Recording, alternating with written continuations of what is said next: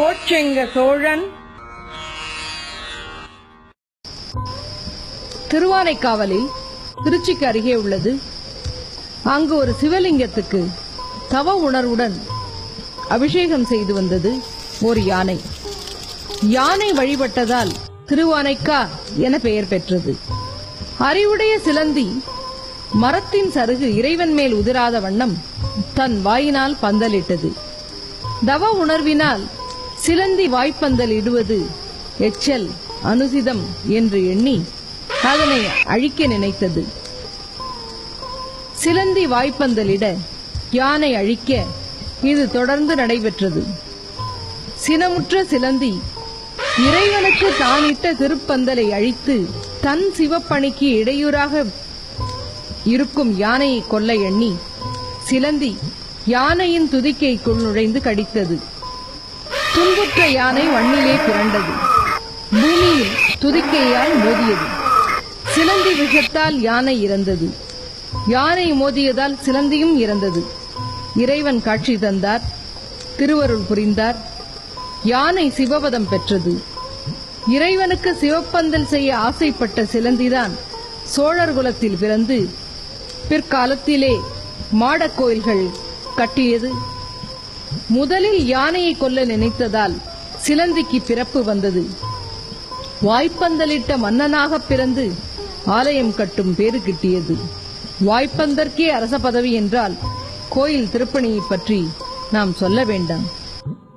சோழ மன்னன் சுபதேவன் கமலவதிக்கு நீண்ட காலமாக குழந்தை பேரில்லை.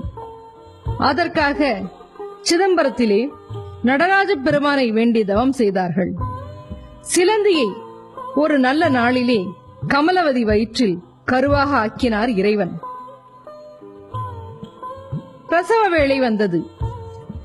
ஒரு நாழிகை கழித்து இந்த குழந்தை பிறந்தால் உலகத்தையும் ஆளும் என்று அந்த அரண்மனையின் தலைமை ஜோசியர் கூறுகிறார். அதனை கேட்ட ராணி கமலவதி தன் சேடி பெண்களிடம் கூறி தன்னுடைய காலை மேலாக வைத்து தலைகீழாக தன்னை கட்டச் சொல்லி பிரசவ வேதனையின் வலியை பொறுத்து கொண்டு தவித்து துன்புற்று இருக்கிறார். குறிப்பிட்ட காலம் வந்தவுடன் கட்டை நீக்கி தன்னுடைய மகனை ஈன்றார். தொடர்ந்து கடுமையான பிரசவ வேதனையால் குழந்தையின் தலை தாயின் இடுப்பெலும்பில் சிக்கி மோதி மோதி குழந்தை வெளியே வரும் நாழி தடைப்படுவதால் அந்த குழந்தையின் வெள்ளை விழியிலே ரத்தம் கட்டிக்கொள்ளுகிறது. ஆதலால் இந்த குழந்தைக்கு கோ செங்கண்ணன் என்ற பெயர் வருகிறது. கோ என்றால் மகன், செங்கண்ணா என்றால் சிகப்பு நிறமுடைய கண்களை உடைய மகனே என்ற பொருள்.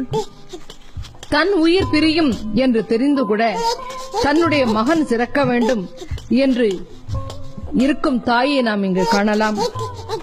பிறந்த மகனை சந்தோஷத்துடன் அணைத்து உச்சி மோந்து தன்னுடைய ஆவியை பிரித்துக் கொள்கிறார். தாயை பிரிந்த கோசெங்கண்ணன் இனிது வளர்ந்துகிறார். கல்வி, வேதம், ஆகமம், போர் பயிற்சி இவற்றிலெல்லாம் தேர்ச்சி பெறுகிறார்.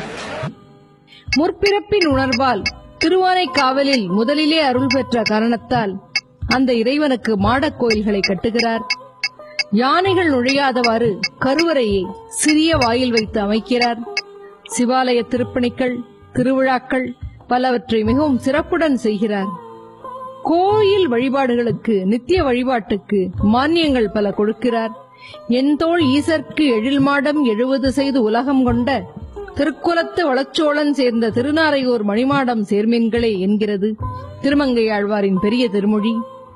70 சிவன் கோயில்கள் 3 திருமால் கோயில்களுக்கு அமைத்தான் என்கிறது பெரிய திருமொழி. தில்லை கூத்தனிடம் தனி பற்று கொண்டவர்.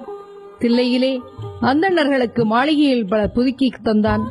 திருத்தொண்டு செய்து தில்லைக்கூத்தன் திருவடியை சேர்ந்தான். அடியாரின் பாத கமலங்களை வணங்கி மகிழ்வோம். கோச்செங்க பெருமான், கோச்செங்க சோழன்.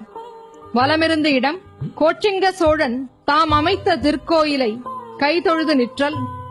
அடுத்து காணப்பெறுவது இறைவனது திருவுருவம். தென்னவனாய் உலகாண்ட செங்கணார்க்கு அடியேன் தென்னவனாய் உலகாண்ட